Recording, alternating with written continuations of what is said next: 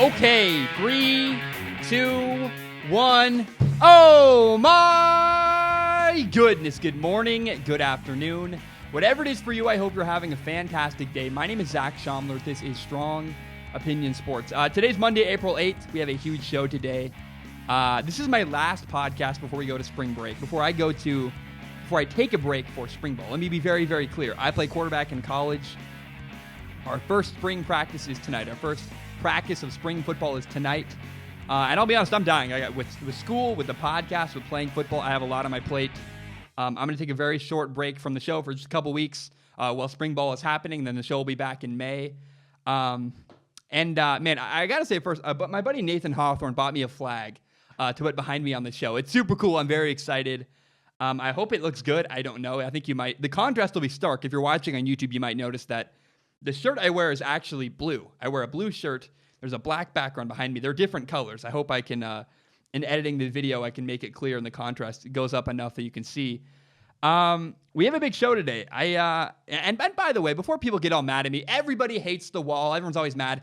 I do not care what the show looks like. It's not about what you see on screen. It's not about me. It's about the film I show. It's about the things I say. I wear the same shirt every episode. I'm glad the wall looks a little better. Maybe that will make people happy, but I really don't care. And for the record, behind me, I shoot into a corner. So the flag goes down this wall. There's a corner directly behind me. I'm kind of sitting in the corner looking at you guys. And I do not care how the show looks. We have a big show today. We're going to talk about Jarrett Stidham. We're going to talk about Tyree Jackson, the quarterback from Buffalo. Again, I'm going to break down these quarterbacks. I'll break down Jarrett Stidham from Auburn.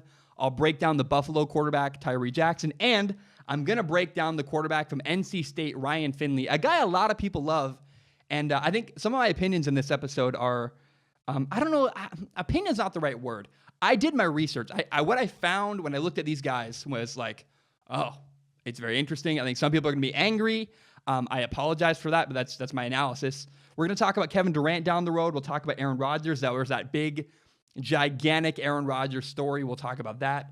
We'll talk about the Alliance of American Football folding. We'll talk about the Giants. We'll revisit Drew Lock. Got some baseball stuff. We have a lot of good stuff ahead. I want to start with this, though. I want to start with Jarrett Stidham. So, Jarrett Stidham is the quarterback. He's coming out of Auburn. He's entered the 2019 NFL Draft.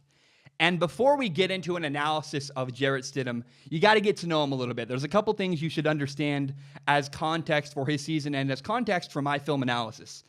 The first thing you got to know is the people around him were not very good. His teammates, oh my goodness. I felt legitimately bad for Jarrett Stidham. And I try to remove emotion when I watch film. The amount of dropped passes I saw when I watched Jarrett Stidham's film, oh my goodness. There were deep passes dropped. There were short passes dropped. There were touchdown passes dropped. Touchdowns dropped. It is awful. Drop after drop after drop after drop pass. It's like, are you kidding me? I felt so bad.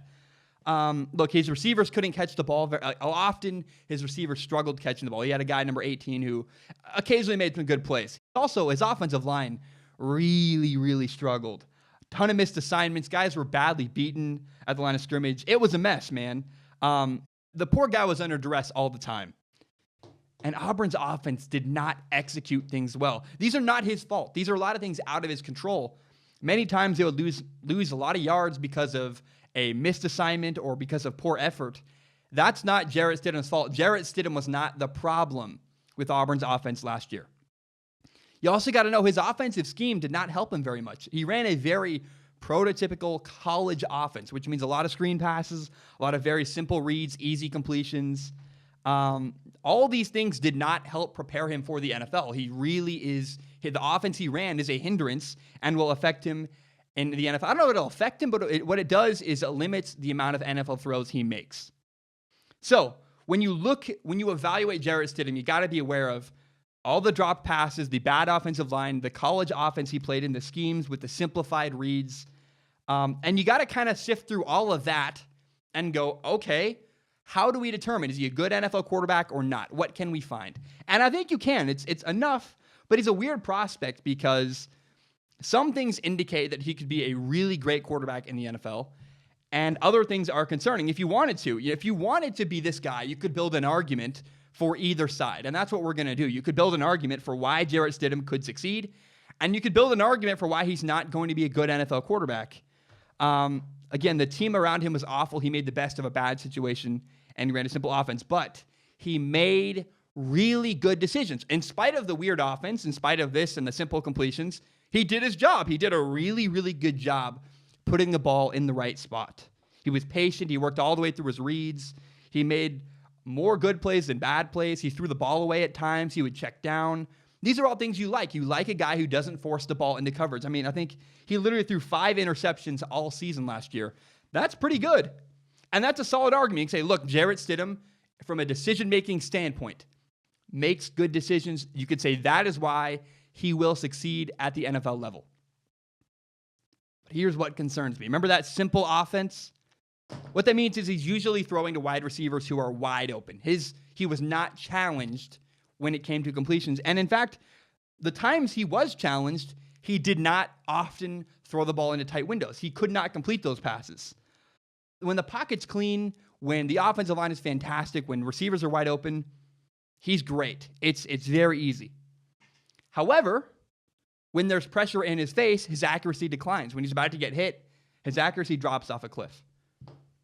And then you see this. There's a throw against Washington. It's a really, really small window. He's late, and the ball is high. He does not throw the ball and fit it into the tight window. It's a late throw. The ball goes over the guy's head.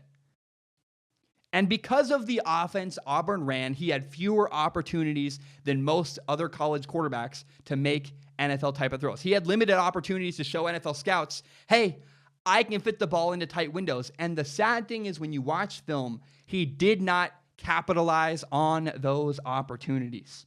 He regularly did not succeed. When you watch Justin Herbert, the quarterback at Oregon, there were throws last year you go, oh my goodness, there's a corner against Cal. That is an NFL throw. He did it all the time. However, that's at Oregon. That's a different quarterback, Justin Herbert.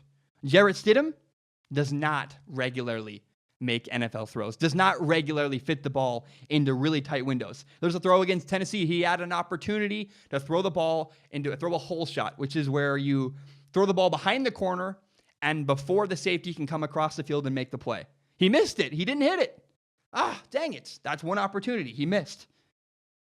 He really raises questions. Can Jarrett Stidham beat man coverage at the NFL level, where the windows are smaller, where receivers are not wide open, where they're open by a step or 6 inches? Now, I found 2 examples last year where he threaded the needle. 2 out of he had 14 opportunities all season, about 1 a game, and he completed 2 of them. They were both against Mississippi State. One was on a comeback. It's deep down the left sideline. It's a really tight window. That's a good throw. The other one was a deep pass on the right sideline. He did exactly what we said. He fits the ball into a tight window down the right sideline. That's fantastic. So look, when you watch him, you say, there's a chance he could succeed at an NFL level. He makes good decisions. He's willing to throw the ball away. He throws to his checkdowns. He does a far better job at going through his progressions than some of the other quarterbacks in this draft class. The problem is he's not a top talent because there's not a lot of great NFL throws. There's not a lot of good throws into tight windows. He's got an average arm. And if he was a top NFL talent, here's my problem. Here's where I can't get myself to buy into Jarrett Stidham. If he was a top-level NFL quarterback, a first-round quarterback, it would be very, very obvious. And it's just not. It doesn't stick out to you on paper. The difference between a third-round quarterback and a first-round quarterback is really not that great. I believe he could become a good quarterback. A third-round quarterback is a guy you believe could become a great NFL quarterback. And a first-round quarterback is a guy you believe is a good NFL quarterback. There's a difference in preparedness. Jarrett Stidham needs to sit. He's roughly a third-round quarterback. He needs to sit behind a really good quarterback and develop. I think he could succeed again. He makes good decisions. That's the baseline you need to be a good NFL quarterback. But can he make throws into tight windows? We didn't see a lot of it in college, and that's concerning. He had some great moments. There was a comeback against Texas A&M. It's the best thing I saw on film from this guy. His comeback against Texas A&M, his wide receivers made good plays. He had good throws downfield. He led them back from behind. They were down 24-14 with 5 minutes left. They won the ball game. That he did that with his arm and receivers caught the passes. That's fantastic. I love that. But he's not ready to play. Jarrett Stidham needs to sit. He needs to learn behind a really good quarterback. And if he does that, there is a chance he will be successful in the NFL. How about Tyree Jackson? So, Tyree Jackson is the quarterback out of University of Buffalo. NFL prospect. First of all, you got to know this. This guy is incredibly gifted as a quarterback. The ability he has to throw the football is unbelievable. Cannon for an arm. He's really, really huge. You can't tackle him. He can run. And because of his gigantic arm and the fact that he can throw the ball all over the field, he can make throws other quarterbacks simply cannot make. It's very, very impressive. There's a throw against Miami of Ohio. He extends the play to the left. He gets outside the pocket, flicks the ball down the left sideline into the tightest, smallest little window you can imagine. If he misses a throw by inches, it's an incompletion. That's a high level, really an NFL throw. You go, oh, wow, that's a really, really great throw. It's a perfect location. Well, there's another play in the same game against Miami of Ohio. He extends the play to the left, chucks the ball like 60 yards, literally I think 60 yards in the air downfield, and you go, oh my goodness. Your eyes kind of pop out of your head and you go, that's a different cat. This guy throws the ball differently than other quarterbacks. Plus, he's huge. You can run the ball. You can't tackle Tyree Jackson. He's like a freight train. He's really similar to Drew Lock, but he's far worse. The good is incredible. He makes some throws. You go, wow, that is impressive. But the bad plays from Tyree Jackson make you want to go hide under a rock. They are awful. They are awful. He makes far too many bad decisions. There's a throw against Kent State where he just throws the ball up for grabs into triple coverage. Like, what are you doing? There's 3 defenders there. There's 2 of your wide receivers. You're just kind of chucking it deep. That's not a good decision at all. Tyree Jackson is all over the place. He makes really bad decisions. He's inaccurate. Sometimes he's got really poor ball location. And it really, when you watch part of the reason for this is because his mechanics are not very good. When you watch him throw a football, he looks like a pitcher in baseball. It's all arm. He doesn't have a great base beneath him. And these are fixable mistakes. His accuracy issues are fixable problems. He never had a private quarterback coach growing up. I feel bad for the guy. I had help when I was a kid. I had a guy who worked with me for free, helped me do my mechanics. Tyree Jackson never had that. Simply, Tyree Jackson needs to work on fundamentals, the basic fundamentals of throwing a football.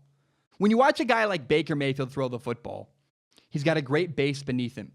He uses his legs and he uses his core to create torque and drive the ball downfield. Baker, I will die on this hill. Baker has the best mechanics in the entire NFL for optimizing arm strength, for getting the most out of your body. If Tyree Jackson's mechanics were half as consistent as Baker's, then I think not only would his accuracy skyrocket, I think he'd even increase his velocity a little bit. Because if he can learn to use his legs and use his core to drive the ball downfield to stay on balance, he would dramatically improve. But right now, he's just not ready to play. His mechanics are all over the place. He's inaccurate. He makes bad decisions. In college, he often threw to his first or his second option. He rarely worked all the way through his progression. And he doesn't have much patience. He doesn't have the ability to take what the defense gives him. You never really see him throw the ball away. That's not who he is as a quarterback. You see him trying to force the ball downfield into coverage. But somebody's going to fall in love with Tyree Jackson. Some team is going to look at him and go, we can use his talent and turn him into a great quarterback. That's what happened with Patrick Mahomes. I think a team like the Broncos would be a great fit for Tyree Jackson, where he can go and sit and learn behind a quarterback like Joe Flacco for a year or 2, maybe even 3. But if a coach can consistently bring the best out of Tyree Jackson, then literally he could become an NFL MVP. He's that talented. Physically, he is the most gifted quarterback in this draft class. But you got to harness it. You got to get him more consistent. You got to work on his mechanics. You got to improve his decision-making. And if you don't do all that stuff, he's not going to succeed in the NFL. He's got to learn how to work all the way through progressions before he can ever become a starter in the NFL. However, I will say this. I cannot wait. I cannot wait to watch Tyree Jackson in the NFL preseason. It's going to be so much fun. It's going to be a beautiful, chaotic mess. And I really believe in the preseason next year with Tyree Jackson, he could make some incredible plays that make all of us turn our heads and go, oh my goodness, that's just a wild world. Because that's what I saw in film. What I saw in film when I watched Tyree Jackson at Buffalo is a guy who regularly wows you and regularly makes you go, oh, come on, man. We're all rooting for you. That's a terrible decision. You know it. I know it. We all know it. If Tyree Jackson can get the best out of him all the time, if a coach can harness the best of Tyree Jackson, he will be an unbelievable special quarterback. His ceiling is so much higher than guys like Jarrett Stidham or Ryan Finley. The amount of potential that Tyree Jackson has, well, admittedly, basically meaningless if you can't figure out the other stuff. But if you can get the best out of Tyree Jackson, he could become one of the best quarterbacks in the entire NFL. Okay, let's now talk about Ryan Finley, the quarterback out of NC State. This one is I think a lot of people have an emotional connection to Ryan Finley because they've liked him for years or they're an NC State fan. I want to be very, very clear. I have a ton of respect for what Ryan Finley did at NC State. Played in a lot of games. He put up really good numbers. But the reality is it does not matter at all to the NFL. They don't care. Cam Newton started for one season at Auburn. He's been an NFL starter for 8 years. He's thrown for over 28,000 yards. It doesn't matter how good or how long your college career was. Ask Colt McCoy. Ask Kellen Moore, Sean Mannion, Colt Brennan. A bunch of guys had great college careers, put up good numbers and did a lot of good stuff, and did basically nothing in the NFL. It doesn't matter. And Ryan Finley, I see some really good stuff when I watch film. He works all the way through progressions. I regularly saw him throw the ball away instead of forcing it into coverage. He takes what the defense gives him often. He's patient. And also, he throws great, fantastic goal line fades. If you pair Ryan Finley with a guy like Mike Evans from the Buccaneers, oh my goodness, they could do a lot of damage together on the goal line. But for all the good decisions you see on film, there's also bad ones. Against Boston College, he simply did not see a linebacker through a very easy interception. He had two really ugly interceptions against Texas A&M. The second one was where Texas A&M fooled him. The linebacker starts down at the line of scrimmage as if he's going to pass rush. Then right before the snap, he backs off late. Finley never sees him, gives Texas A&M an easy pick six. Against Clemson, he floats the ball up in the middle of the field, doesn't drive it into the end zone, and the underthrow allows a linebacker to grab an interception. Interceptions happen. Mistakes are forgivable. But it's harder to forgive a guy like Ryan Finley. If Drew Lock or Tyree Jackson makes a mistake, a coach would have an easier time letting it go because they're incredibly physically gifted. They're really, really talented. The harsh reality is that the more talented a player is, the longer their leash is. Huge, physically gifted players get multiple opportunities because coaches want to harness their potential. Ryan Finley is physically limited. His arm strength is subpar. And let me be very clear. Here's what that means. When I say Ryan Finley has average to below average arm strength, what I do not mean is this. I do not mean he can't throw the ball a long ways. Ryan Finley can throw the ball a long ways. It's not about that. When I say Ryan Finley struggles with arm strength, what I mean is he struggles to throw the ball downfield into tight windows. Finley has an average arm. He struggles with out-breaking routes. With comebacks, with 10-yard outs, he has a problem. He's not great. He doesn't drive the ball well along the sidelines. I have some examples I will show you. Get mad at me if you want. I'll show you what he struggles with. My first example is a throw against Clemson. He's throwing an out route on the right sideline, which means it's about 12 yards downfield, way on the outside of the field. He does a good job. He throws the ball early before the receiver's out of his break. What that means is he throws the ball while the receiver's still running his route. It's a good timing throw. But the ball is too far inside, and the ball takes far too long to travel to his target. What that does is it allows the defender to make a break on the ball and break up the pass. Arm strength, it matters. It took too long for the ball to get to his target. There's a throw against North Carolina. He throws a hole shot. What that means is you're trying to throw the ball in behind the corner and on a line before the safety can get there and break up the play. He's unable to drive the ball behind the corner and before the safety can get there, it's an incompletion. There's another throw against Wake Forest. Again, the ball takes too long to travel to its target and reach the sideline. The pass falls incomplete because it took too long and a defender was able to make a play on the ball.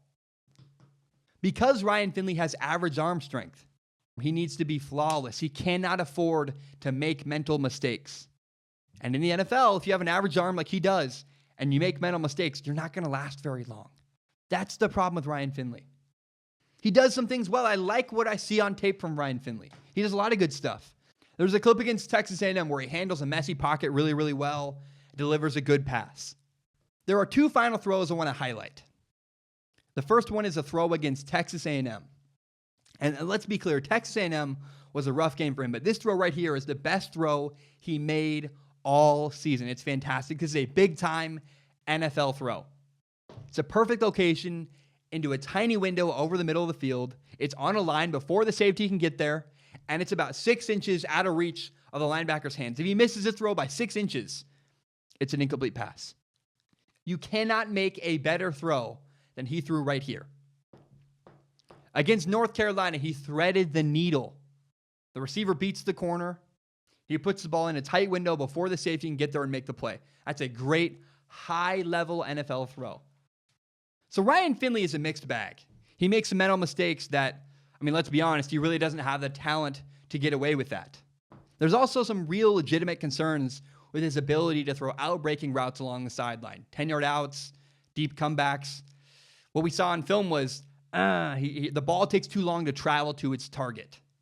However, those two throws at the end showed us this. Texas A&M and the North Carolina hole shot. What they showed us is that at his best, Ryan Finley does have the capacity to make high-level NFL throws. He doesn't do it enough. He's a risky pick. I don't know that I would pick him, but there is a chance he succeeds at the next level in the NFL. What's interesting? All these late-round quarterbacks have issues. There's reasons why they're ranked where they are ranked. The next three guys I want to eventually get to are Brett Rippon from Boise State, Clayton Thorson from Northwestern, and Easton Stick, the quarterback from North Dakota State. I'm in the middle of spring ball. Our first practice is tonight, so I probably will not be able to do this until later after spring ball, probably in May. But let's hope one of those guys go to the Patriots or another team like that, because it would be really interesting if Clayton Thorson goes to the Patriots, or, if Brett Rippon went to the Patriots, that would be so exciting because we could break it down with that context. I would love that.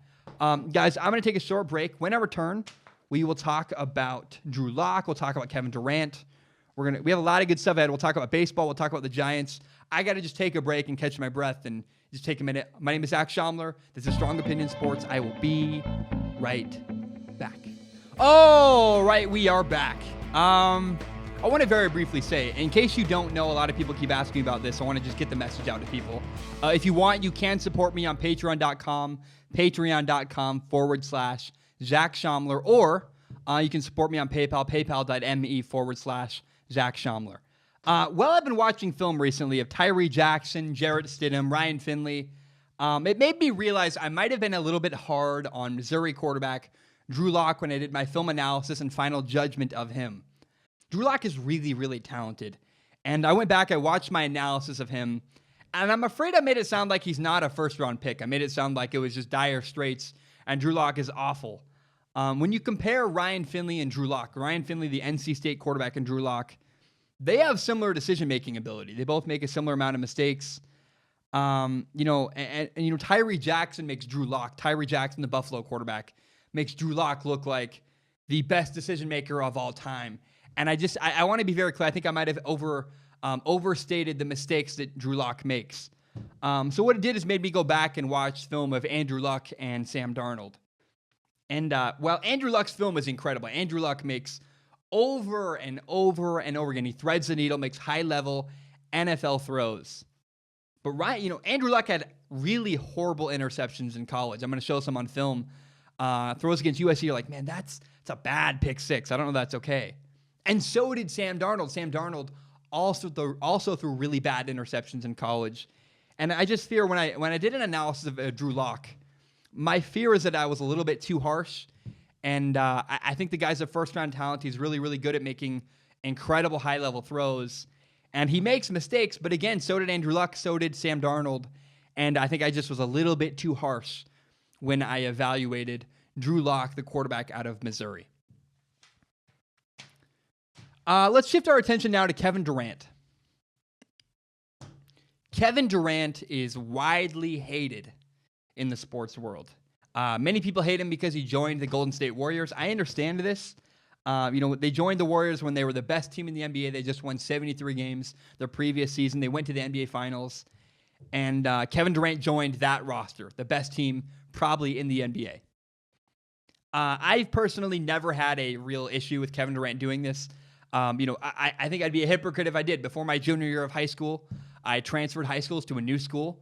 I wanted a chance to play, and I wanted to be a part of a better program. I thought winning would be fun. Let's go win games. And, it's not a perfect comparison, but I understand what it's like to move, to get out of one situation to go to another, because I've done that. And Kevin Durant wanted a championship. He got it. You might not like the way he did it, but most guys do not have rings, and he went out and got what he wanted. I really respect what Kevin Durant did. A lot of people hate him for it. Totally understandable. I'm just not one of those people. I don't hate him for what he did. In fact, to me, Kevin Durant recently has become somewhat of a sympathetic character. It's been very documented. Kevin Durant really struggles with the way people talk about him. He doesn't like being talked about on social media and in the media in general. He's, in the past, it's been documented. He's made fake burner accounts on social media. He's been known to clap back at people on Twitter. He responded to a guy once who criticized his work ethic and compared him to Kobe Bryant. He also responded to CJ McCollum, who plays for the Blazers, when he criticized Kevin Durant on Twitter. I feel like the more strong opinion sports grows, the more attention I get. And I don't mean to sound condescending. My fear is that this makes me sound pretentious. That's not my intent at all. But the more messages I get on social media, the more comments I get on YouTube, the more I feel like I start to understand the way Kevin Durant feels. Let me tell you, it is so annoying to be constantly compared to other people. I understand it comes with the territory. It's part of the job. But man, I feel like sometimes I don't get credit for my own work. A lot of people always say, you're Colin Cowherd, but you're the lesser version. And it's like, please, I want credit for my own opinions of things I say. I don't call up Colin Cowherd and go, hey, what should my opinion be today? I don't do that. I don't even watch his show. People always compare Kevin Durant to guys like Michael Jordan, LeBron, Kobe Bryant. Dude, it's so exhausting. I'm really starting to understand. In some ways, it's really, really cool, right? If you told 10-year-old Zach people were going to compare you to Colin Cowherd, I'd be ecstatic. In some ways, I think he's the Michael Jordan of sports broadcasting. But also, I do my own work. It's really annoying. I get thousands and thousands of comments saying, you're just a poor man's Colin Cowherd. I do my own thing. I do my own show. And I don't listen to that guy's show. I don't know. I don't do it. And the point is this, being compared to other people, it sucks. Getting comments, not to mention getting comments where people say, you're fat, you're ugly, you're stupid, you're an idiot, I hate your hair, you're wow, this, that. There's so much noise out there. I know that, it sucks. You're not supposed to say that those kind of comments hurt you, because what it does is people go, oh, great, we're going to dig into Zach even more. I know you're not supposed to say that. I don't care. Nobody likes having bad stuff said about them. It doesn't feel good. Kevin Durant doesn't like it. Kevin Durant doesn't like people comparing him to LeBron. Kevin Durant doesn't like the constant criticism and saying, you got a ring, but you did it the wrong way, and this and that, and people telling Kevin Durant how to live his life. I'm starting to really understand that. And what I do when I get annoyed or frustrated, I take a step back. And I go back to the basics of, why do I do this? Why do I make videos? Why do I do strong opinion sports? I do it because I love making content. It's my favorite thing in the world. I love making the show. And I think Kevin Durant needs to go back to the basics. I think Kevin Durant needs to remember, look, I cannot imagine a world where Kevin Durant doesn't love playing basketball. The amount of work that guy's put in, as good as his jump shot is, he's probably shot thousands and thousands, if hundreds of thousands of jump shots over his lifetime, maybe million. I don't know. I don't know the numbers. But the point is this. I'm certain, I guarantee, Kevin Durant loves basketball. You don't do all the work he's done unless you love it. And I really hope what I'm rooting for in the future for Kevin Durant, as a person, as a human, I hope Kevin Durant can get back to just enjoying the game, enjoy winning. You're on top. Just enjoy being in that moment, being the best at what you do. I love making analogies. I love it makes creating content more enjoyable. That's my style. And I hope 10 years from now, eventually, all the comments about me trying to be a copy of other people, I hope they go away and people can stop comparing me to other people and say, oh, Zach has his own platform. He's been doing it for 10 years. That's who I am. But it might never happen. It might never happen. And it might never happen for Kevin Durant. Kevin Durant might literally never stop having people compare him to Michael Jordan and Kobe Bryant and this and that. And you got to just forget about the noise. You got to just let it go.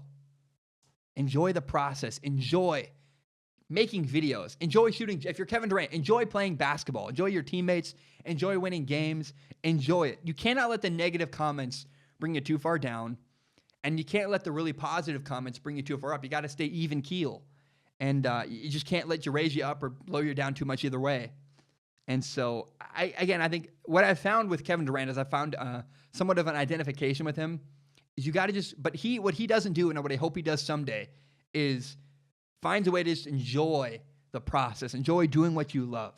That's what I'm rooting for Kevin Durant. I'm rooting for Kevin Durant as the person to find some peace and just enjoy playing basketball. Because I really, what I do, again, when I struggle, when I have weird comments and loud people all over the place, I just kind of let it go and let it sink into the back of my mind and just enjoy making content. Because why I do this, and the reason I do this, is because I just very much enjoy making videos and making podcasts.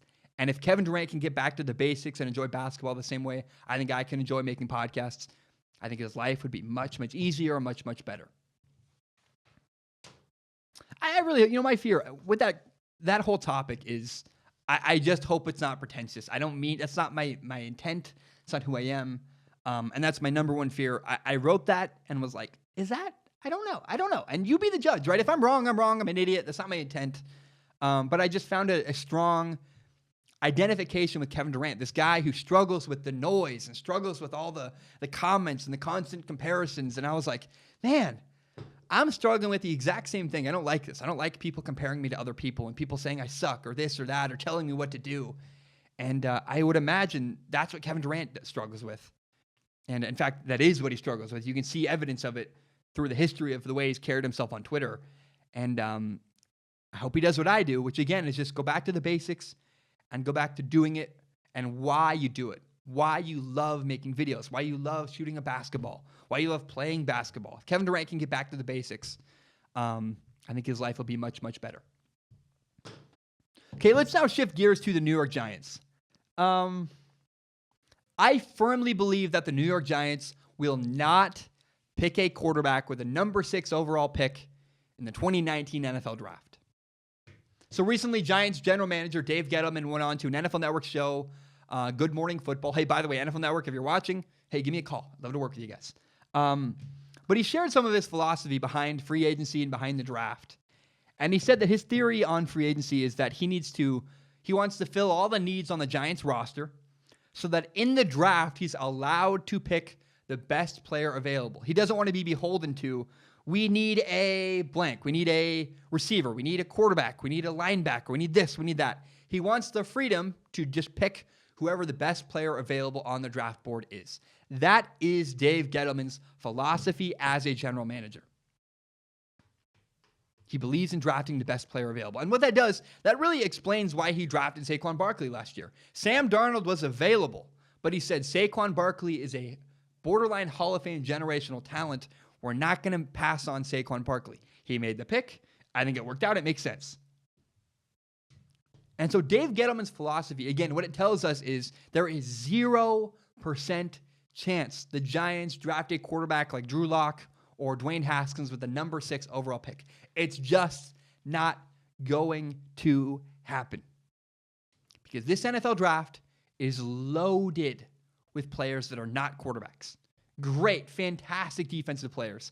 And let's be honest, Dwayne Haskins, the quarterback out of Ohio State, Drew Lock, the quarterback out of Missouri, They're not even in the top 10 players available in the 2019 NFL draft. They're not. Between guys like Nick Bosa, Josh Allen, Quinnen Williams, Montez Sweat, Rashawn Gary, TJ Hawkinson, Jawan Taylor, Devin White. Those are just 8 of a ton of guys who are incredibly talented in this year's 2019 NFL draft.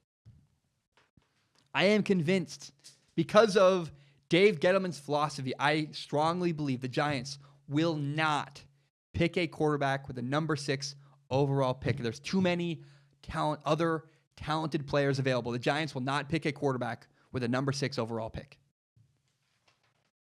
Another interesting NFL draft storyline is that it's been rumored that the Denver Broncos are going to pick a quarterback with their first-round draft pick. I think they have the 10th overall pick. And I actually think it's possible that they're not going to. I think it's very possible. I'm not saying it's likely. I'm not even saying that it's smart to pass on a quarterback. You know, Drew Lock sitting behind a player like Joe Flacco for a year would be really, I think, a very smart move. But if you think about it, you look at it from this view, the Broncos hired Bears quarterback Vic Fangio, Bears defensive coordinator. The Broncos hired the former Bears defensive coordinator Vic Fangio to be their new head coach.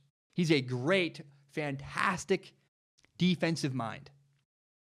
They also traded for quarterback Joe Flacco from the Ravens, a guy who's a former Super Bowl MVP. He's a really, at times, I haven't broken down his film. I cannot wait to watch. I want to see how good he is. But I think it's very possible that if you look at his track record, you look at what he's done, I think it's possible that the Broncos look at Joe Flacco and say, this is our starting quarterback. We believe in him. We're all in on Joe Flacco. In fact, if you look at their Instagram account, when Joe Flacco was traded to the Broncos, they put out a picture saying, welcome, this is our new quarterback, Joe Flacco, our new starting. We used the words. They said, this is our new starting quarterback, Joe Flacco. And look, that's not a great argument. I know that, social media and the NFL office and, they're all very different branches of the same company.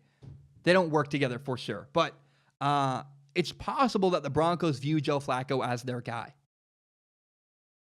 And what I think really could happen is that the Broncos might draft a quarterback like Tyree Jackson later in the draft, in the second or the third round. I think it's just a possibility that maybe they draft defense to help their new head coach, Vic Fangio. Maybe they draft offense and build up the offense around their new quarterback, Joe Flacco.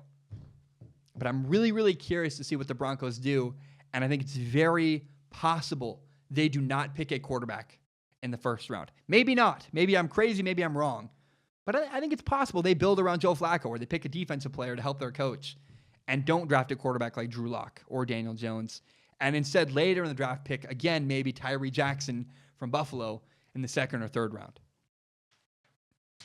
By the way, I have no intention of doing a mock draft for the 2019 NFL draft. I just don't. I'm not doing a mock draft. Not who I am. It's not in my plans. I have very, very limited time. I'm in the middle of spring football right now. And I'm interested in quarterbacks. I can't watch film on every single position. It's not who I am. I can't do that. I can't determine every single team need. I don't want to take the time to sit down and figure through all this stuff. I want to cover quarterbacks. And let's be honest, by the way, about mock drafts. Mock drafts are regularly wrong. Name me the one person who's filled out a great, perfect mock draft. I'm sure it happens, but it reminds me kind of like filling out a bracket in March Madness. You're just guessing a lot of the time, and it's not accurate. And I'm not a guy, I don't like making a bunch of guesses. That's not who maybe, but not in the draft. It doesn't interest me at all. Like you do a ton of work, you figure out all the team needs, you grade all these players, you watch all this film, you do all this work to make a great mock draft, and then guess what? None of it happens the way you pick it, you perceive it at all. And I just don't want to do all this work for something that's completely wrong. I know I could get a ton of views doing a mock draft, but I don't make content just to get views. That's not who I am. If I wanted to get a bunch of views, I would probably just make really crappy, like clickbaity vlogs on YouTube. But I don't make content to get views alone. I want views. Don't get me wrong, but I'm not going to make a mock draft. That's not who I am. I don't have any interest. And I think they're often wildly wrong and inaccurate. So I'm good. What we'll do is we'll talk about the draft when it happens. We'll go, oh my gosh, the Cowboys picked this guy, or the Patriots picked this quarterback, or the Broncos didn't pick a quarterback, or the Giants picked a quarterback, and we'll react to it and we'll break down what that means for everybody. But what I don't want to do is try to predict what every team is going to do, because let's be honest, you're just wildly wrong most of the time. And I don't want to spend a lot of effort and time for a video that's just completely wrong in 2 weeks. I'm just like, I'm good. I don't want to do that. Briefly, too, I want to say this. I've changed my approach as a broadcaster. Yeah, I look back at my old videos, and they're okay. Like, I'm really proud. It's like 1,000-something videos on my YouTube channel, Strong Opinion Sports. I'm never going to delete any of my old stuff. I have a principle. I don't delete my old content. I own my own mistakes.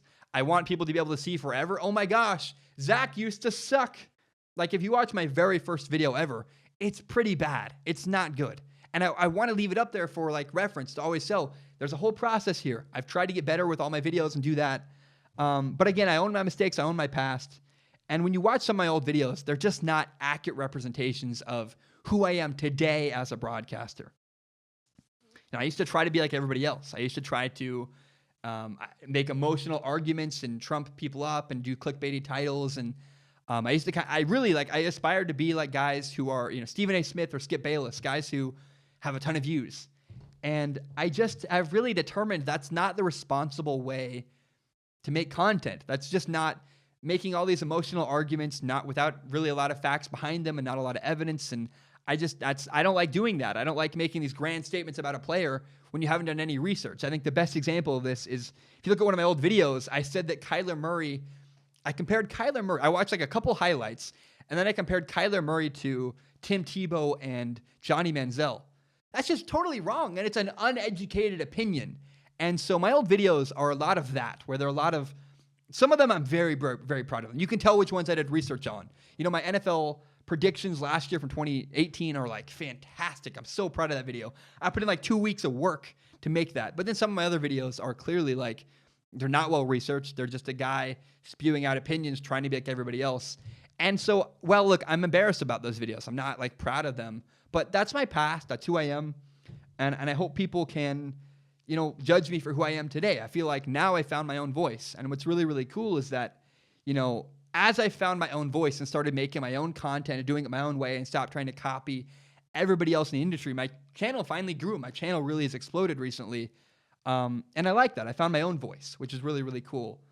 So again, I get comments from people that are like very angry. They're on my old videos from like 5 months ago. And I'm like, yeah, I'm sorry. That's not an accurate representation of me anymore. And so they're out of date. And I don't know. You may not like what I say. You may not agree. But I hope you know that I can now sleep at night because I know I do my research. And if I do my research and people are still mad at me, I can live with that. What I can't live with is what I said about Kyler Murray. I said Kyler Murray is like Tim Tebow. Like, that's just wildly wrong and really, really stupid. And so I hope you can judge me on my work now and realize that my old videos are really a different broadcaster, a different person I had a different approach back then, and that's not who I am now. Okay, let's talk about the Packers. An article about the Packers released last week. It's on Bleacher Report. It's called "What Happened in Green Bay," and I really recommend you read it. It's a really, really good. It's very long. If you want to put a lot of effort into reading something, read that. It's like a book. I mean, really, it's like a chapter of a book. It's very long, and what it basically boils down to is it shows the extreme dysfunction that Aaron Rodgers and his former coach Mike McCarthy had in Green Bay. So Aaron Rodgers, the Packers quarterback, always had a grudge against his former head coach, Mike McCarthy. Mike McCarthy was fired in December. The reason for this grudge is because in 2005, Mike McCarthy was the offensive coordinator for the San Francisco 49ers, and the 49ers passed on drafting Aaron Rodgers. They drafted Alex Smith and did not pick Aaron Rodgers. And that really, really hurt Aaron Rodgers. And what ensued for the next couple of years after, eventually Mike McCarthy became the Packers head coach, and they just had a clash of egos. I mean, Mike McCarthy was part of the problem. He really wanted to be the guy. It sounded like he believed that his offense and his schemes and the way he coached was the reason why the Packers were successful. And Rodgers didn't respect him. Rodgers did not like the way he coached. He said he had a low football IQ. And I guess the point is this. Both of the guys wanted credit. And Aaron Rodgers consistently undermined his former head coach, Mike McCarthy. And the behavior that Rodgers has detailed in this article is wildly immature. Like a top quarterback in the NFL should not and cannot act that way. I don't think a college quarterback can get away with the things that Aaron Rodgers is accused of in this article. And I think a lot of them are true because what this article did is confirm a lot of rumors and confirm a lot of stuff I've been saying for years. Like you watch Aaron Rodgers, his body language on the sidelines is awful. He stares down wide receivers. He just rebukes people. He's just like, ugh, it's not good. And so, I don't know. I think it's very clear. Both Aaron Rodgers, the coach, both Aaron Rodgers, the quarterback, and Mike McCarthy, the coach, they were both part of the problem in Green Bay. And so what we're left with is this. Can Aaron Rodgers work with his new head coach, Matt LaFleur, the new coach in Green Bay? Is Aaron Rodgers still going to be a problem moving forward for the Green Bay Packers? And maybe it works, right? Matt LaFleur is a great offensive mind. He worked with Sean McVay. He's 39 years old. Aaron Rodgers is 35 years old. Maybe they hit it off. Maybe Aaron Rodgers respects his football IQ and they work really well. I don't think age matters, though. I don't think Aaron Rodgers respects anybody. And I'm not a big believer in Aaron Rodgers right now. I don't want to be inflammatory. I don't want to make these grand statements, but I really am struggling to believe in Aaron Rodgers. He could prove me wrong. Maybe they're fantastic.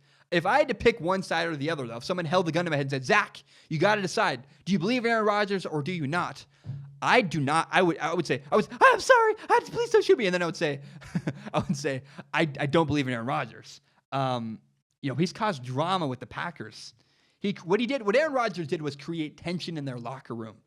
And that's not what a good leader does. A good leader does not divide the locker room and lead people away from the coach. A good leader says, I can't buy it.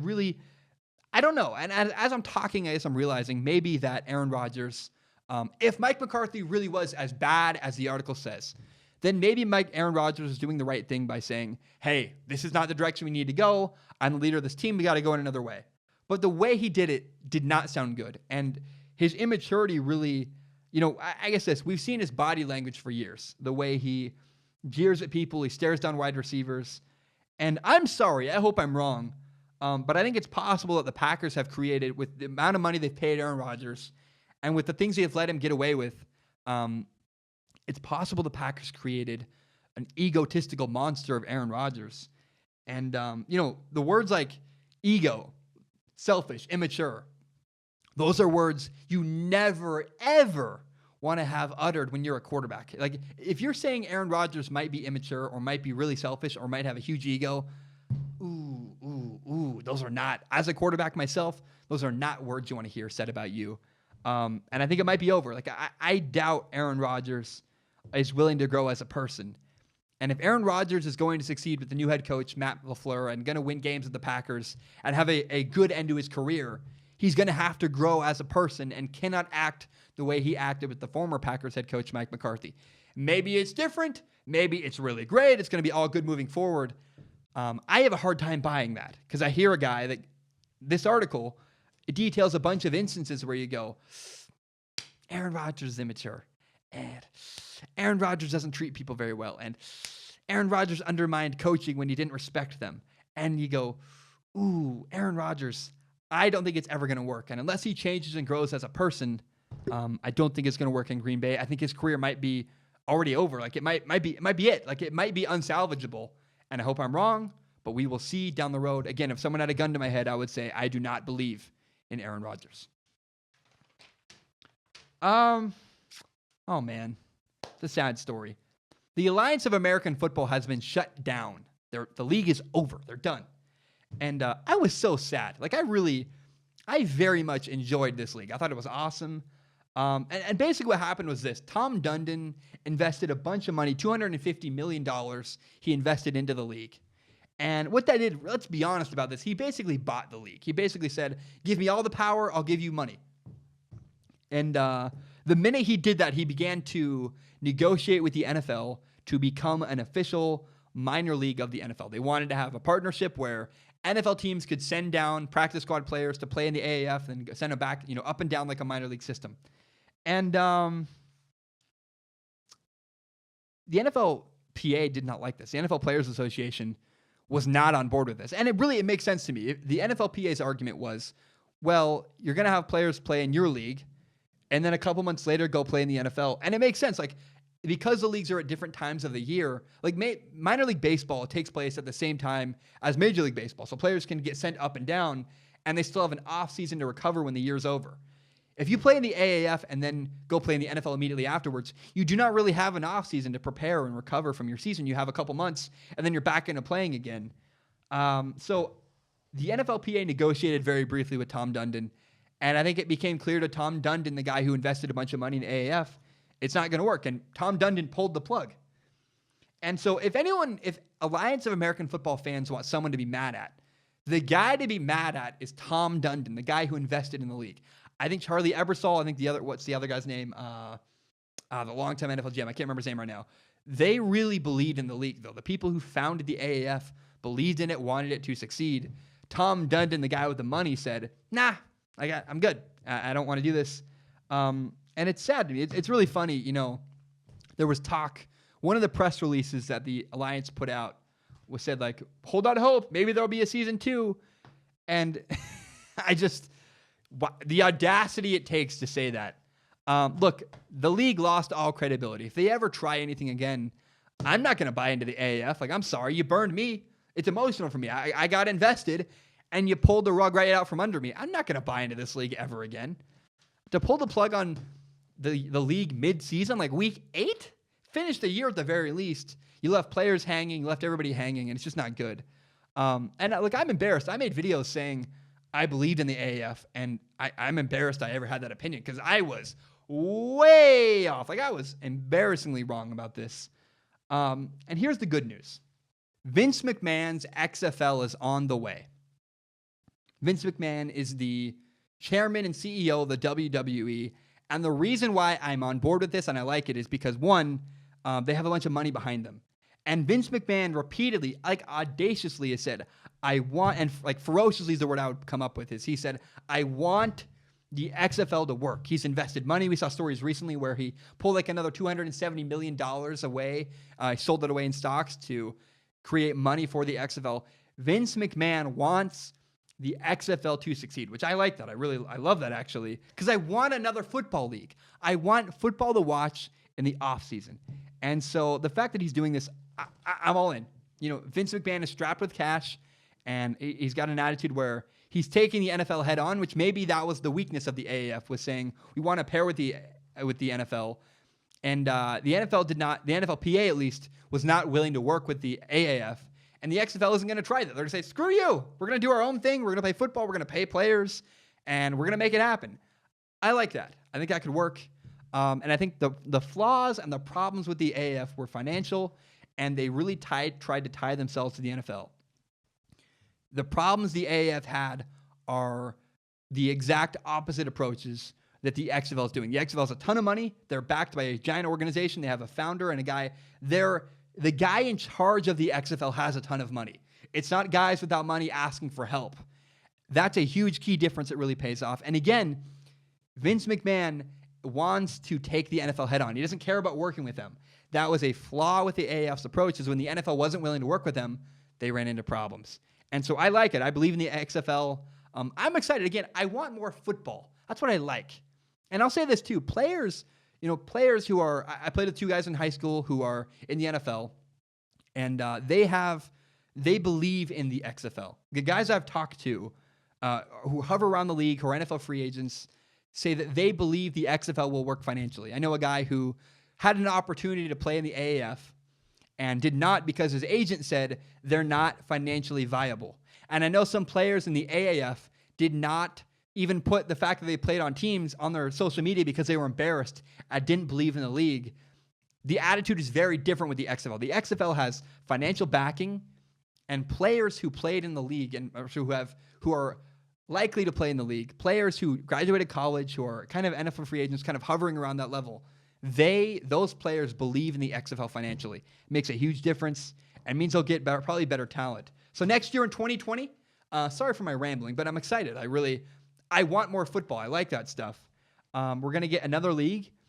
and the XFL will not have a competitor. There's not going to be two leagues happening at once. There's only going to be one league, the XFL. That's really good. I will watch it. I will invest in it. I hope Johnny Manziel plays in it. So I am rooting for the XFL. I hope it works, and I am so excited to watch. I need water. Where's my water? It's so far away. Oh, well. Today is my first day of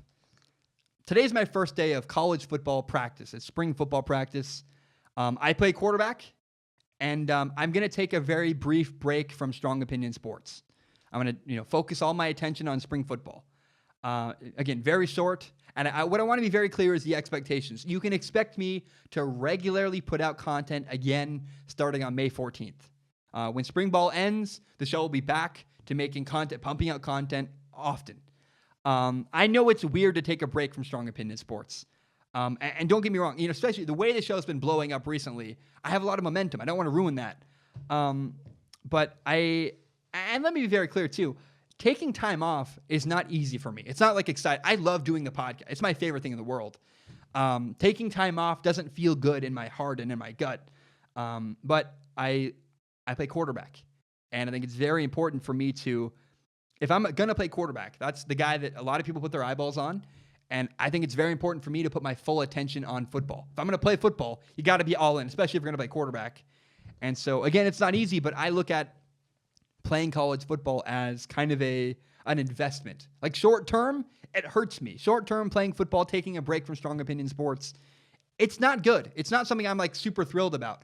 But long term, 10 years from now, the show is going to be better because I played college football. I'll have really good stories. I'll have a depth of knowledge. I'll have a lot of insight. I think playing college football is really good for Strong Opinion Sports in the long run. So again, I'm taking a brief break. If you want, you can follow me on Instagram at Zach Schaumler. Watch my Instagram stories. In May, after the draft, what we're going to do is do a whole bunch of quarterback breakdowns. I have a bunch planned. We'll do Sam Darnold. We'll do Josh Allen. This is in May. May 14th is when I'll start pumping out really great high-level NFL breakdowns of quarterbacks. We'll do Josh Allen, Sam Darnold, Dak Prescott, Derek Carr, Kirk Cousins, Joe Flacco. Can't wait to watch Joe Flacco. We'll do Trevor Lawrence. We'll do Lamar Jackson, Jameis Winston, Mitchell Trubisky, quarterback after quarterback after quarterback. We have a whole summer to fill of quarterback analysis. That's what I can't wait to do. My summer is going to be just watching film and making videos, and that's all I really want to do. So again, please don't forget about me. I'll be back. I'm going to take a very brief couple-week break, but I will be back. Strong Opinion Sports is my favorite thing in the entire world, and I just want to I think really if I'm going to play quarterback, you got to be all in. And so I need to focus my attention for the rest of April on football. And I just want to be upfront with you guys and very clear. I don't feel good about it. I don't like taking a break. But right now, at this time in my life, it's the only opportunity I will ever get to play college football. If I wait 5 more years, it's over. I can't play college football. And so for my sanity, when I'm 50 years old and I look back on my life, if I know I did everything I did and played college football, I'll feel okay with that. My dad could go back to college at 50 years old. My dad can't play college football. This is the only time in my life I get to do this. And I hope you understand that. I hope you respect that. Give me 2-3 weeks. I'll be back. And then again, May 14th. I'll make, my plan is to make something in between. But May 14th is when regularly scheduled, consistent content will be back. I'll be pumping out a lot of stuff. So again, thank you so much for your support. I really appreciate it. I just want to be very clear, very upfront. I love Strong Opinion Sports. I'm not going away forever. Give me 2-3 weeks. And just please give me patience as I play football. And I'm doing spring ball. Okay. I have 3 stories left I want to talk about. I know it's a long show today. I have a lot of stuff on my heart, a lot of stuff I want to talk about. I think we should do this first. The Texas Tech basketball team just beat Michigan State. They're now playing for the national championship. That is tonight. They're playing Virginia in the national championship. And look, the sad thing is this video and this podcast will not go out until after the national championship happens. I have no idea who's going to win. I'm not that invested, but I love stories. And I read a story today, or I guess a couple days ago. My coach actually sent it to me, a story about Virginia, about Texas Tech basketball. And what I learned was Texas Tech in the preseason before the year started took a team weekend retreat to, I quote, the middle of nowhere. And what they did is they took a weekend retreat. They left their phones. They were out of contact with everybody in their life and said, we're going to focus on each other and build relationships with each other. Tariq Owens, a Texas Tech forward, quoted in an article by Yahoo Sports, said that what they did was they learned things about each other that normally take 2 or 3 years to learn. They got really, really intensely close as a team because of this weekend trip they took in the preseason. I really am encouraged to hear this. Here's why. I'm biased. My college football team every year takes a trip, a weekend trip at the beginning of fall football camp. We don't do football for 2 days. We go into the beach. We leave our phones. We give our coaches our phones. No civilization. We just talk to each other and hang out and have team bonding. And I've never done this before. I just transferred in. I started in February at my new school. I have no idea what this trip is going to be like. Everyone says it's the best weekend of their lives. And the fact that Texas Tech did it and they stand by it, they all say it's been integral to their success. That preseason trip they took, Texas Tech attributes it to a lot of their success they've had this year. As a player and this guy who's getting ready to do one of those in the fall, I go, oh, that's really cool. And so tonight, the team I'm rooting for is Texas Tech. I hope they win because I have an emotional connection. I said, oh, they do a cool trip. We do a cool trip. And I hope they win because of that. So I just thought it was an interesting little story that they took a trip as a team and they had phones away and just did no civilization. One other thing. We have 2 more stories left. We're going to do my top 7 quarterbacks. Not my top 7. I'm going to make a topic at the end of the show. The 7 college quarterbacks I cannot wait to watch in 2019. But before we get there, I want to talk about baseball very briefly. I am really struggling with baseball. I love the sport. I played baseball as a kid. Professional baseball, though, people forget that it's entertainment. It seems like people are so staunch and so old and so stuck in their ways. Major League Baseball seems to forget that sometimes it's a television show. The reason why the NFL is so fantastic is they are very well aware that they are the best television show on football. They are on TV. They are a television show. They're not necessarily just a sport. And baseball it's this game, and there's these traditions and this and that, and it's okay, you realize at the end of the day, baseball is for entertainment. It's intended to be a show you watch. And so the other day, this is not directly in line with each other, but the other day I saw a call where Manny Machado was called out for interference, where he hit a pop-up, and the catcher was running for the ball, and Manny Machado dropped his bat along the side of the baseline. The catcher dropped the ball. And Manny Machado was called out for interference because he dropped the bat, I guess, near where the catcher's feet were. And technically that's interference and made it hard for him to catch the ball. Now, notice he didn't trip on the bat. Nothing happened. And Manny Machado was called out. I'm not disputing the fact that Manny Machado was called out for that. I guess that's technically interference. Fine. What really kills me, though, is the way that the broadcasters for the Diamondbacks went after Manny Machado, called him Bush League, said this was bad, this is awful, this, that. I don't know. First of all, actually, I know I'm not supposed to say this. I really liked that move. When a guy says, and the thought process to go, there's a pop-up right here. If I drop my bat here, will the guy maybe have a trouble catching it? And in fact, it worked. Manny Machado's little strategy, putting his bat down, actually, I think, messed with the concentration. The catcher dropped the pop-up. And I guess that's a dirty play. Because the fear is the catcher trips on it, he falls, he gets hurt, and you don't want anything Manny Machado does to injure anybody. And I understand that. Look, I don't want anybody to get hurt. And I'm going to get in trouble for sure for saying any of this stuff. But I don't think people understand where it comes from. Where does that come from as an athlete to go, if I do this, it gives me an edge and it might help me. At the end of the day, I like that mindset that an athlete would say, what can I do? Can I do everything in my power to succeed? Now, I know that's a slippery slope. That's when you get into HGH, we get into drugs, all this stuff. But the baseline mindset of going, I want to win. I don't want to be out.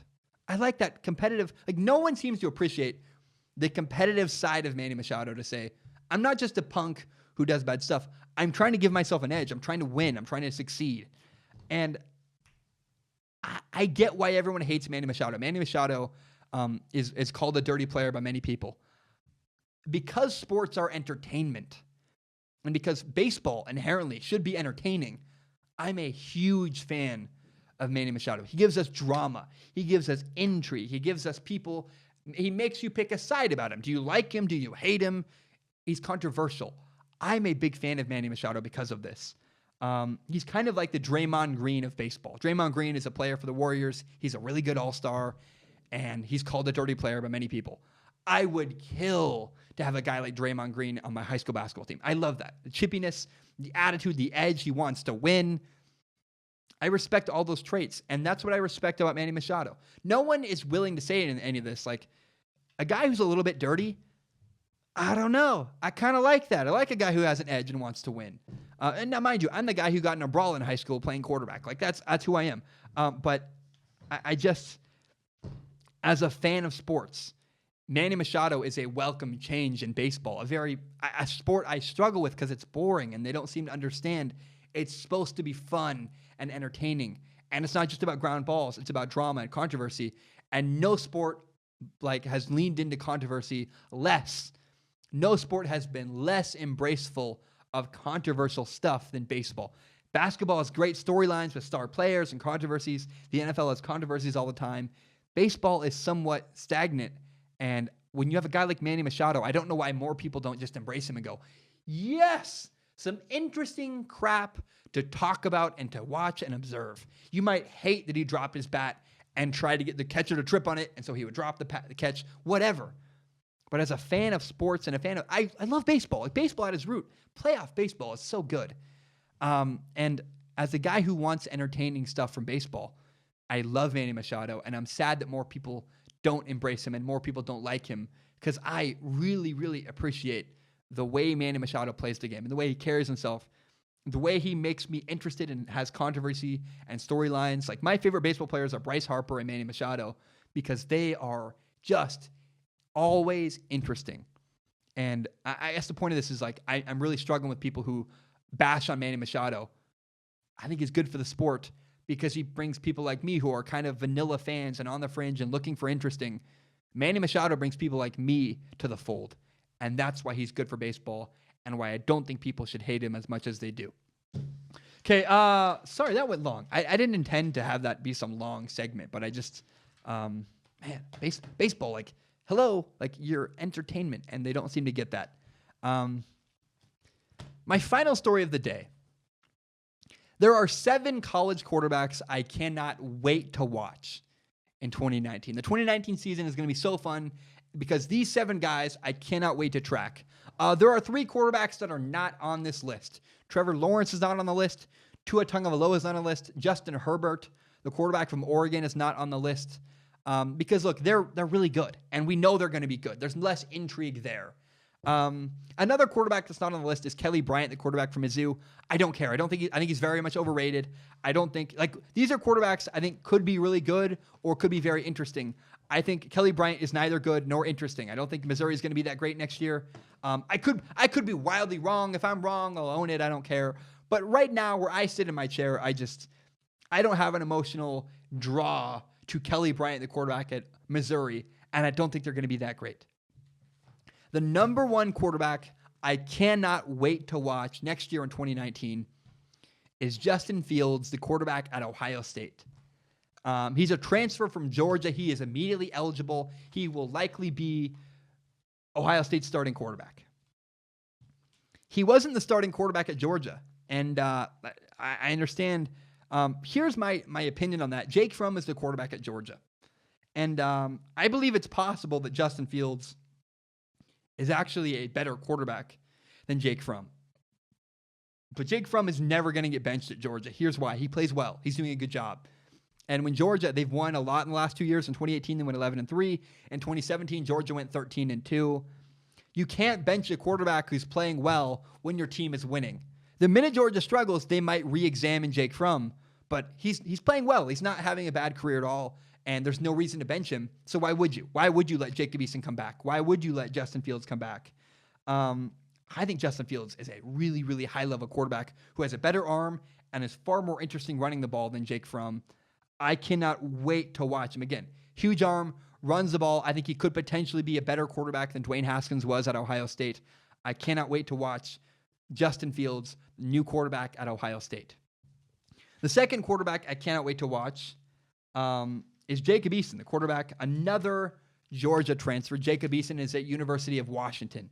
Jacob Eason transferred 2 years ago. He had to sit a year out, and I cannot wait to watch him. He has a fantastic arm, and he's a guy who he got hurt at Georgia. Jake Fromm came in, and Jake Fromm played well, and Jacob Eason never got a chance again. On April 27th, I'm going to watch Jacob Eason at the University of Washington in his spring game, and I cannot wait to watch. Look, if you watch Jacob Eason throw the football, he's just different. He's very got a unique amount of arm strength that you just don't see from everybody. I believe the quarterback who's going to shred the Pac-12 for the next 2 years, and I think the best quarterback in the Pac-12 right this minute is Jacob Eason, the quarterback at the University of Washington. Now, the third quarterback I can't wait to watch is the quarterback who left Ohio State. When Justin Fields announced he was transferring in, Tate Martell transferred out. He said, I want a chance to play. I don't want to compete with Justin Fields. I'm out. And what's funny, too, is he talked a bunch of smack. And Tate Martell talked a bunch of smack. Don't come here. I'm the guy. It takes a lot of work. And the minute he had to actually compete with Justin Fields, Tate Martell left. So now Tate Martell is at Miami. And I have no idea if he's actually any good. And in fact, I think you could compare Kelly Bryant and Tate Martell. They're very similar. They're both average quarterbacks playing on average teams who left really good teams. But the reason why Tate Martell is interesting is because of his ties to Justin Fields and his ties to Ohio State. I think Miami's not going to play that great. I think Tate Martell is going to struggle. But if he plays great, ooh, that's an interesting story. And so I just am curious and fascinated. Is Tate Martell any good? I don't know if he is. I don't know if he's not. He's just intriguing. It's like a car crash on the freeway. It might not be good at all, but you can't take your eyes off it. And I cannot wait to watch Tate Martell, the new quarterback at Miami. He is also immediately eligible. The fourth quarterback I cannot wait to watch. It's my favorite quarterback of all time in college. It's Jalen Hurts, the quarterback at Oklahoma.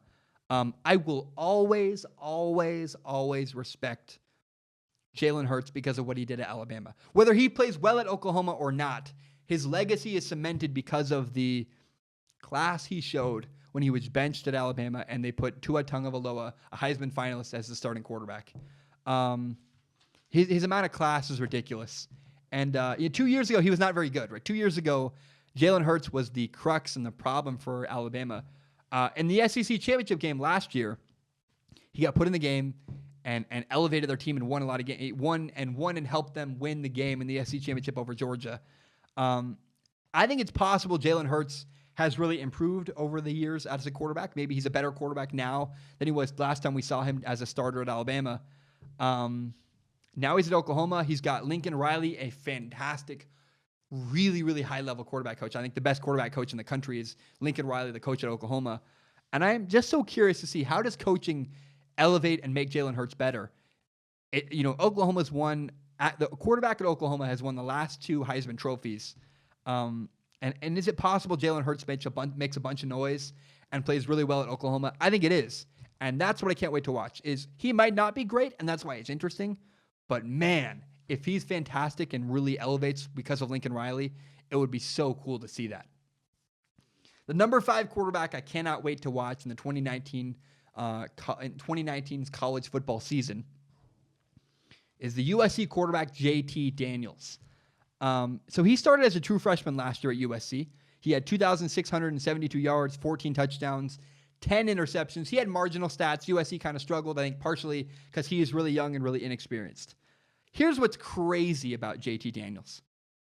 He should have been a high school senior last year, but he skipped ahead and went to college early. He finished his senior and junior year at the same time, finished his senior year while a junior in high school, went to college early, and became the starting quarterback as a true freshman at USC. That never happened. That's unbelievable. I think he's a special talent that needs really good coaching. USC was very stagnant last year. They had very marginal, very average, very boring play calling. Their new offensive coordinator is Graham Harrell, the former Texas Tech quarterback, a guy who's got air raid ties. Plus, he's got a really good wide receiver, Amon-Ra St. Brown. I can't wait to watch JT Daniels' development. I think he'll be better year 1 to year 2. He's going to have a better coach with better offensive schemes, and he's a year older and wiser. I cannot wait to watch JT Daniels, the quarterback at USC. The sixth quarterback I can't wait to watch is actually a quarterback out of Colorado, Steven Montez. I think he could be the next big NFL talent. He's under the radar. No one really talks about him, but he's 6'5", has a huge arm, great accuracy. Plus, he can run the ball really, really well.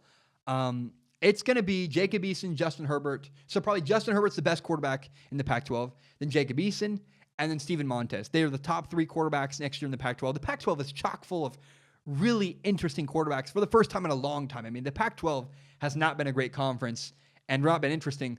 This is the most interested I've ever been in the Pac-12 in recent years because of Justin Herbert, Jacob Eason, Steven Montez. We got JT Daniels at USC.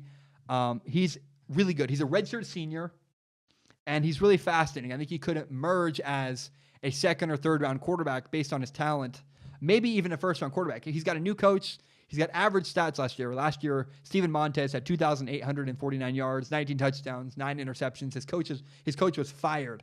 But physically, the ability Steven Montez has, he's really, really physically gifted.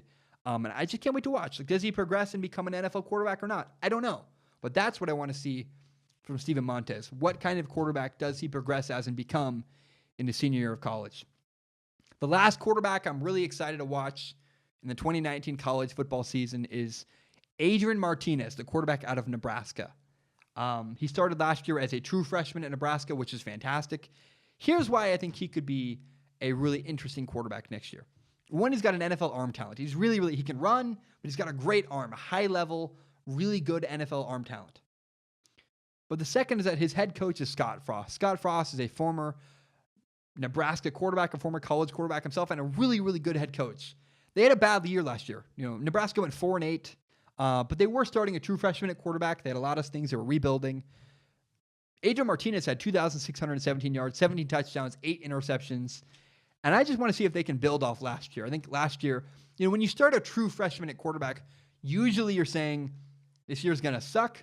We're building on the future. We're investing in the next years to come. And I think that's what happened with Adrian Martinez. I think it's very possible he makes a really big jump and becomes one of the more fascinating quarterbacks in the Big Ten next year. I can't wait to watch. Again, the 7 quarterbacks I can't wait to watch next year. Quarterback out of Colorado, Steven Montez. Quarterback out of Nebraska, Adrian Martinez. Jalen Hurts, the quarterback at Oklahoma. JT Daniels from USC. Tate Martell from Miami. Jacob Eason from University of Washington. And Justin Fields from the Ohio State University. Guys, my name is Zach Schaumler. Thank you so very much for tuning in. I really appreciate it. And this is my podcast. Again, you can help me, support me on Patreon. You can support me on PayPal, paypal.me/Zach Schaumler, patreon.com/Zach Schaumler. I shouldn't put this in. I'm going to play a promo at the end anyways. Guys, thank you so much. I appreciate you. Have a great day. Ba-dum-bum. Bam. Oh, first day of spring practice tonight. Wish me luck. It's going to be fun. Ba-dum-bum. Bam. We are done. I just want to say thank you so very much for watching. I really, really appreciate it. My name is Zach Schaumler. This is my podcast, Strong Opinion Sports, and it is my favorite thing in the entire world. I love it.